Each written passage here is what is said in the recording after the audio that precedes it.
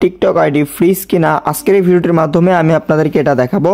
আপনারা অনেকে হয়তো বা টিকটক চালান, আপনাদের টিকটক আইডিতে ভিডিও আপলোড করতেছেন কিন্তু ভিডিও কোনো মতেই ভাইরাল হচ্ছে না, আপনাদের টিকটক আইডিটি ফ্রিজ হয়ে গেছে।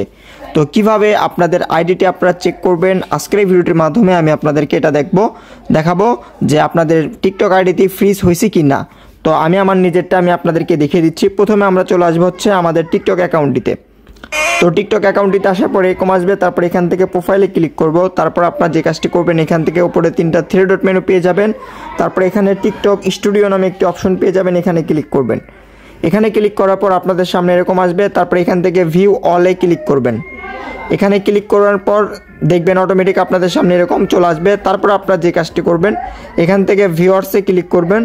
ভিউয়ার্সে ক্লিক করার পর তারপরে এখান থেকে আপনার লাস্ট 7 দিন 28 দিন এগুলো আপনারা ক্লিক করে দেখবেন যে আপনাদের এগুলো বাটন যদি নিচের এগুলো বাটন যদি আপনাদের দেখবেন যদি নিচের দিকে থাকে, তীর বাটন যদি নিচের দিক থাকে তাহলে বুঝবেন যে আপনাদের টিকটক আইডিগুলো আপনাদের ফ্রিজ হয়নি। তো আমার এখানে কিন্তু আপনারা দেখতে পাচ্ছেন যে আমার টিকটক আইডিগুলো ফ্রিজ হয়েছে কিনা, প্রত্যেকগুলো কিন্তু নিচের দিকে আছে, এখনও ফ্রিজ হয়নি। আপনাদের যদি কারো যদি টিকটক অ্যাকাউন্ট ফ্রিজ হয়ে থাকে সেক্ষেত্রে দেখবেন সেটা উপর দিক হয়ে থাকবে, অটোমেটিক দেখবেন সেটা উপর দিক হয়ে থাকবে। তো আমার এখানে কিন্তু ফ্রিজ হয়নি দেখে এখানে নিচ দিক হয়ে আছে। তো আপনাদের যদি হয়ে থাকে তাহলে উপর দিক হয়ে থাকবে। তো ভিউয়ার্স আশা করি বুঝতে পারছেন, আপনারা অনেকে হয়তো বা জানেন না টিকটক আইডি ফ্রিজ হলে কি হয়। তো আমি আপনাদেরকে এই ভিডিওটির মাধ্যমে শর্টকাটভাবে আমি আপনাদেরকে বুঝিয়ে দিলাম। তো ভিউয়ার্স আজকে ভিডিওটি এই পর্যন্তই। আসসালামু আলাইকুম।